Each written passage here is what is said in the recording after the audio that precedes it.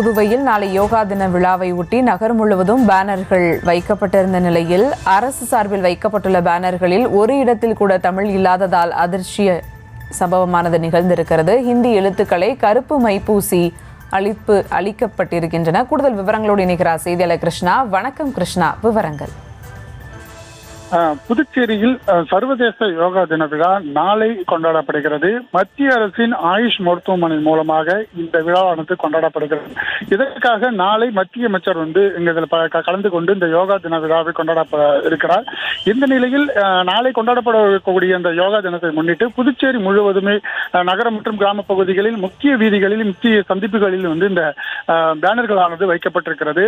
இந்த பேனர்களில் இந்தி மற்றும் ஆங்கிலத்தில் மட்டுமே வைக்கப்பட்டிருக்கிறது. தமிழ் புறக்கணிக்கப்பட்டிருக்கிறது. இது குறித்து நம்ம காலையிலேயே இந்த செய்தியாக நம்ம வெளியிட்டிருந்தோம்.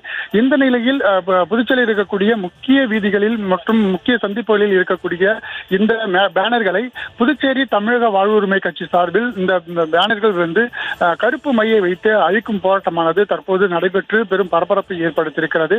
புதுச்சேரியில் ஏற்கனவே தமிழில் தான் இந்த பெயர் பலகை வைக்க வேண்டும் என முதலமைச்சர் ஏற்கனவே உத்தரவிட்டிருந்த நிலையில தற்போது அரசு சார்பில் இந்த பேனர்கள் வைக்கப்பட்டிருக்கிறது பெரும் அதிர்ச்சியை ஏற்படுத்தியிருக்கிறது. இங்க இருக்கக்கூடிய எதிர்கட்சிகள் மற்றும் சமூக அமைப்புகளும் கடும் எதிர்ப்பை தெரிவித்து வரும் நிலையில தமிழக வாழ்வுரிமை கட்சி சார்பில் சிவாஜி சிலை அருகில் இருக்கக்கூடிய சிக்னலில் இருக்கக்கூடிய பேனர்கள் மற்றும் அதே போல இந்திரா காந்தி சிலை, ராஜீவ்காந்தி சிலையில் இருக்கக்கூடிய பேனர்களை முழுமையாக கருப்பு மைகளை வைத்து அழித்திருக்கு போராட்டத்தில் கடும் எதிர்ப்பை தெரிவித்திருக்கிறார்கள்.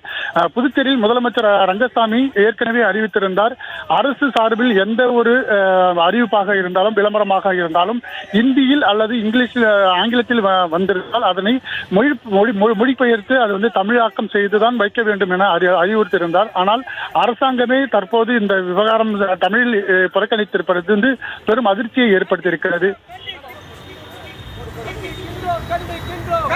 புதுச்சேரியில் யோகா தின பேனர்களில் உள்ள ஹிந்தி எழுத்துக்களை கருப்பு மை பூசி அளித்திருக்கின்றன. கூடுதல் விவரங்களுக்கு நன்றி கிருஷ்ணா.